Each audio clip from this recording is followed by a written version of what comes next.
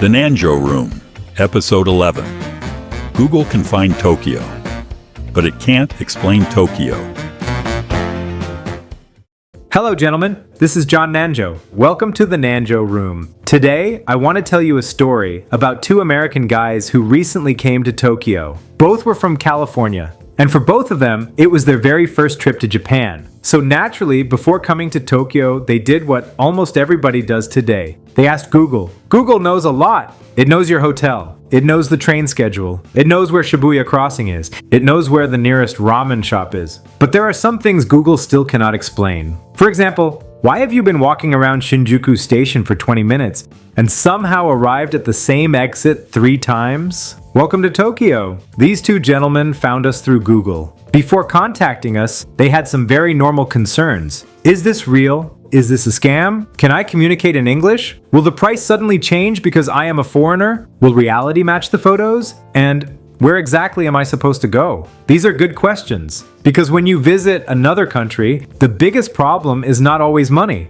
The biggest problem is uncertainty. You don't know what is normal. You don't know what is unusual. You don't know what is expensive. You don't know what Japanese people consider polite. And sometimes, Google Maps tells you you have arrived, but you look around and think, arrived where?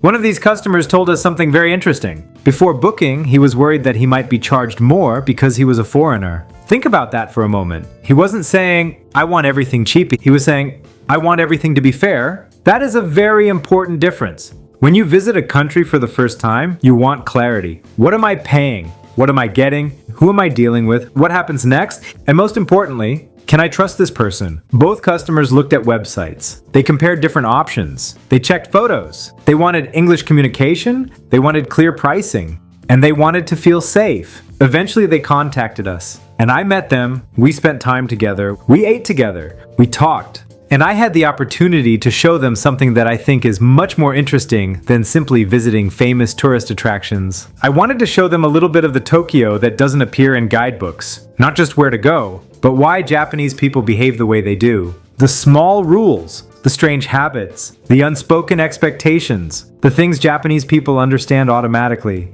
But foreigners look at it and say, John, what is going on here? I love those moments. Because that is when Tokyo becomes interesting. I believe there are 2 Tokyos. The first Tokyo is very easy to find. Shibuya, Asakusa, Shinjuku, Akihabara, sushi, ramen, Tokyo Tower. All great. You should experience them. But there is another Tokyo. The Tokyo between the tourist attractions. The Tokyo that you cannot completely understand from a 5-star review. The Tokyo where someone says, maybe, and everybody in Japan understands that it probably means no. The Tokyo where someone smiles at you. But that smile does not necessarily mean personal interest. The Tokyo, where a tiny restaurant with 8 seats can give you a better memory than a luxury restaurant 40 floors above the city. That Tokyo is harder to find. And more importantly, it is harder to understand. Today, tourists don't really have an information problem. You already have too much information. Google, YouTube, Instagram, TikTok, Reddit, maps, reviews, translation apps. You can research Tokyo for 6 months before your flight. But information and judgment are not the same thing. Google can give you 20 restaurants, but Google doesn't know you. It doesn't know if you want something elegant, something crazy, and something quiet, or something you will still be talking about 5 years from now. A translation app can tell you what a Japanese sentence means, but sometimes it cannot tell you what the Japanese person actually meant. For example, she said maybe, my friend, that was not a maybe. This is why I believe having a local connection in Tokyo changes the entire experience. You don't need somebody who knows every answer. Nobody knows everything about Tokyo. Tokyo is too big, Japan is too complicated, and honestly, Japanese people are sometimes mysterious even to other Japanese people. What you need is somebody you trust enough to ask simple questions. Is this normal? Is this price reasonable? Where should I go tonight? What does this Japanese message really mean? Am I misunderstanding something? And sometimes, John, am I doing something stupid right now? That is a very useful question. Sometimes the answer is yes, and somebody should tell you before tomorrow morning. After their experience, we asked these 2 customers for feedback. Both gave the booking process and staff communication 5 out of 5. What did they appreciate? Hospitality, professionalism, communication. Those three words are very important to me because I don't want somebody to remember Tokyo only because they spent a lot of money. Tokyo is already very talented at helping you spend money. You don't need me for that. I want someone to remember. I felt comfortable. I knew what was happening. I could ask questions. Someone was looking after me. I experienced something I would never have found by myself. That is much more valuable. Now, did these customers tell us everything was perfect?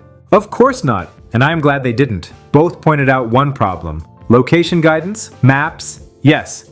The sophisticated world of international hospitality defeated by a map link. Beautiful. You can spend hours preparing a great experience. Communication is perfect. Everything is organized. Everybody is ready. And then Google Maps says, you have arrived. Meanwhile, the customer is standing 3 buildings away, looking at a vending machine. This feedback taught us something important.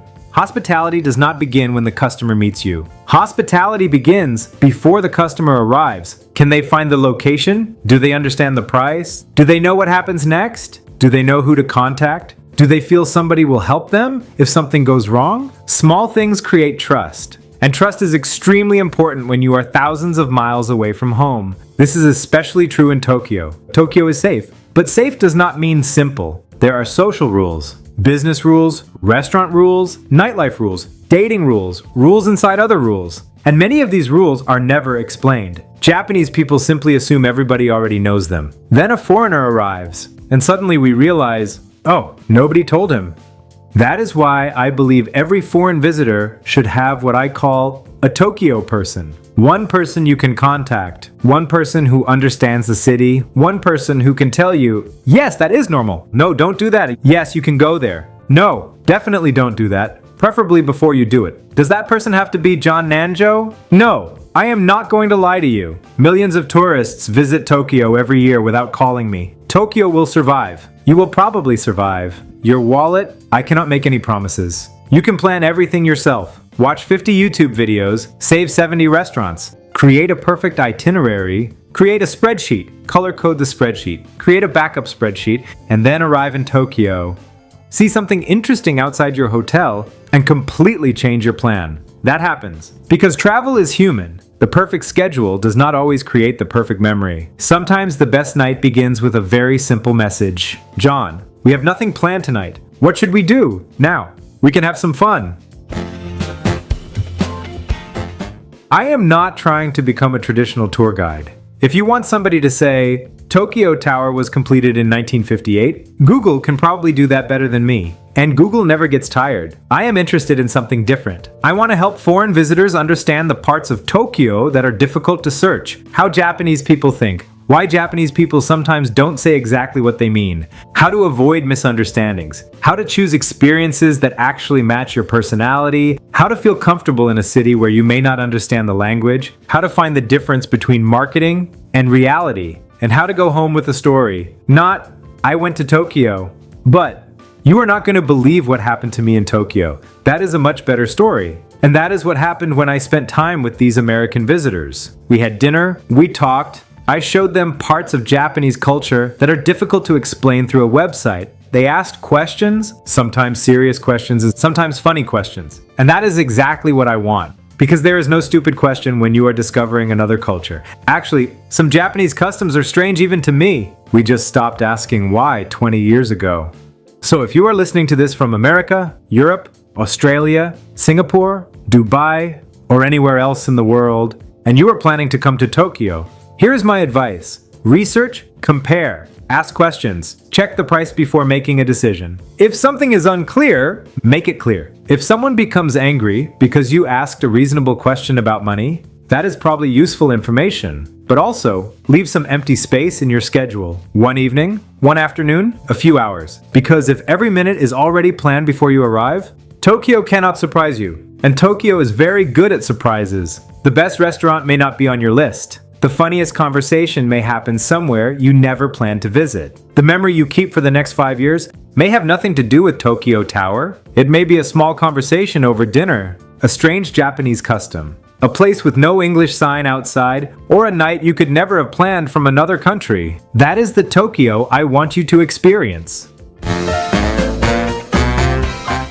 And if you want some help, contact me. Tell me where you are from. Tell me why you are coming to Tokyo. Tell me what you have already seen. Tell me what kind of experience you want. And equally important, tell me what you don't want. I don't want to begin with an algorithm. I want to begin with you. Because different people need different Tokyos. I am Japanese. I live inside this culture. I spend time with foreign visitors. And I see misunderstandings from both sides. Sometimes foreigners misunderstand Japan. And sometimes Japanese people do a terrible job of explaining Japan. I want to stand somewhere in the middle. There is only one small problem. I don't speak English. Yes, a Japanese man who doesn't speak English. Creating a show for foreign men. Excellent business strategy, John. Fortunately, we live in 2026. Artificial intelligence can translate my voice. AI can help my words travel around the world. But the experiences behind those words, the stories, the mistakes, the opinions, and the relationships, those are mine. That is the NANJO Room.